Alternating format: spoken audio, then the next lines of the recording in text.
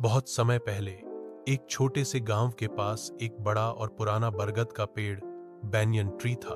गांव के लोग कहते थे कि जब हवा चलती है तो पेड़ से किसी के धीरे धीरे बोलने की आवाज आती है, जैसे कोई फुसफुसा रहा हो। इसीलिए गांव के बच्चे उसे विस्परिंग ट्री कहते थे। लेकिन कई लोग उस पेड़ से डरते थे और रात में उसके पास नहीं जाते थे। गांव में एक निडर और जिज्ञासु क्यूरियस लड़का था, अर्जुन।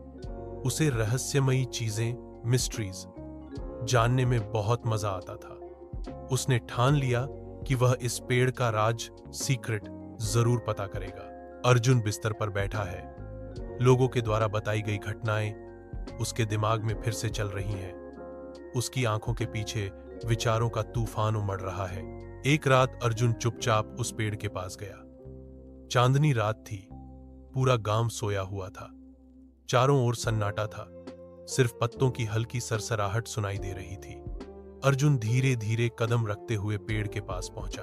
अर्जुन धीरे धीरे कदम रखते हुए पेड़ के पास पहुंचा और उसकी जड़ों के पास बैठ गया। जैसे ही आधी रात हुई, ठंडी हवा चलने लगी। बरगद की लंबी लंबी शाखाएं हिलने लगी और फिर अचानक ऐसा लगा जैसे पेड़ खुद बोल उठा।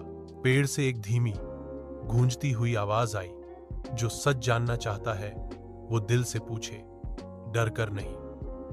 मैं हर उस बात को याद रखता हूं जो सच्चे मन से कही जाए। अर्जुन हैरान था लेकिन डरा नहीं।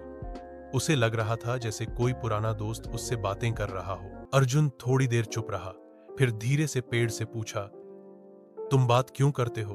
तुम्हारे अंदर क्या राज है? पेड़ ने धीरे से जवाब दिया, जो लोग दुखी या खुश होते हैं वे मुझसे अपनी बातें कहते हैं।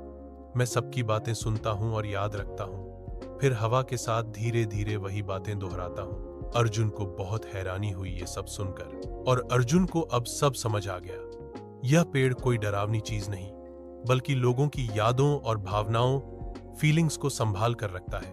अर्जुन गांव में आता है और सच्चाई बताने की कोशिश करता है, लेकिन लोग उस पर भरोसा नहीं करते और उसकी बातों पर शक करते हैं। अर्जुन पीछे नहीं हटता।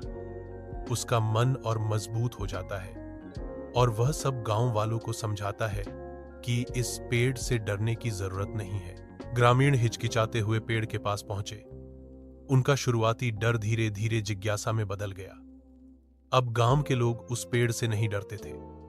वे वहां जाते, बैठते और अपने दिल की बातें उस पेड़ से कहते।